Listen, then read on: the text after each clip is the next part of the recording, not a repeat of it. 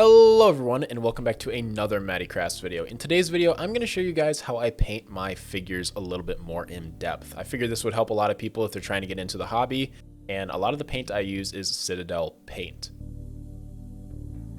I've been using this paint for a long time, and a lot of other people in other painting communities also use Citadel paint. It is a great brand. But basically I just mixed up two colors here and I'm going to be applying them down on a Night Ops Field Marshal, or at least that's what I'm going to be making. So for the basic step on the first part here, I'm just getting all the parts that are completely this dark purple, pretty much all dark purple.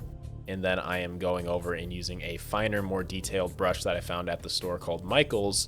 And I'm just going to be going around and painting that onto the torso piece here. Now, you really want to be careful when it comes to painting these figures, get any of the purple paint onto the torso piece at all. You want to take as much time as possible with this, especially since this is going to be such a cool custom. I want to make sure I do it right. But I'm carefully going around in all these little areas and painting along and doing my best to not get any paint on any of those places that we just talked about. A lot of this is just patience and a lot of practice, but you'll start to get it down the more you do it.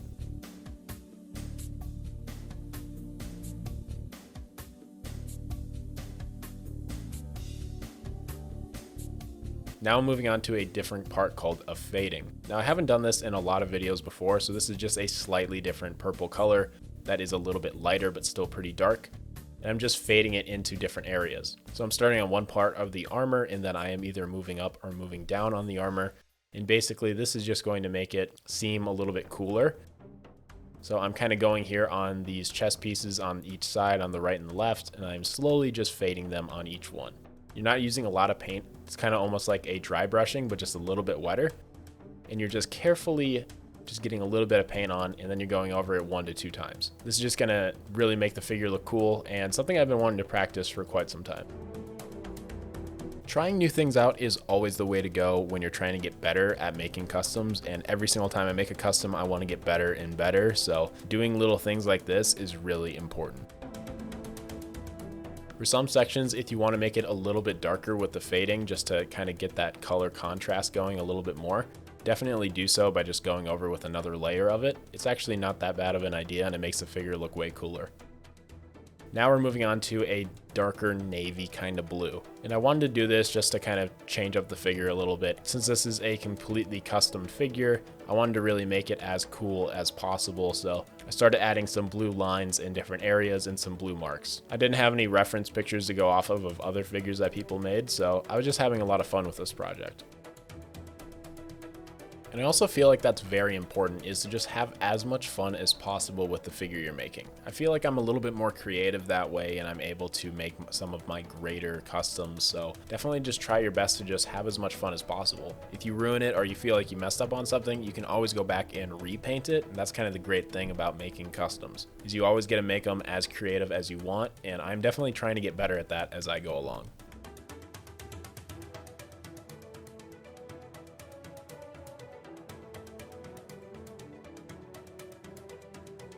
Then I also did the rim of the helmet on the very top, and I started to assemble the figure. Now I wanted to do this before I did the lighting on it, and it's always kind of nice just to see how the figure looks before you kind of do all the lighting. You can do the lighting outside of this, you don't have to assemble the figure first, but I kind of just wanted to see how he was looking as well. And I'm really liking how all the different colors are kind of blending together. They all kind of look the same, but they're just slightly different in different areas.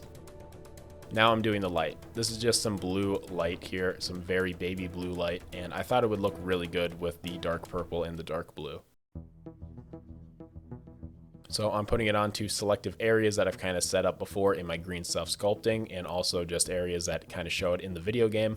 And all these little steps are really fun. This figure only took me around 1.5 to 2 hours to paint up, so it wasn't really too bad, but they can definitely take longer if you are really taking your time and getting a ton of small little details in.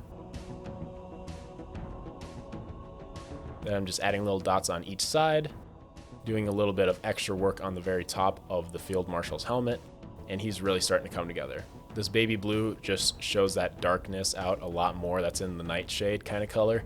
And I really like how this figure is starting to turn out. Now I just did some semi-gloss coat. This is how I seal my figures so they stay all nice and shiny and they don't really rub off the paint. And there he is. Figure is completely done and he is looking fantastic. Eventually I'm going to have him on my eBay, so definitely be looking out for that as well. But I was super happy with this. It's definitely a cool Spec Ops kind of figure, and I really hope that someone is going to enjoy this guy one day. If you guys have any more painting ideas or painting video ideas in the comments down below, definitely let me know. Don't forget to leave a like and subscribe if you enjoyed, and I'll see you guys all later. Have a great rest of your day, evening, or night. Peace.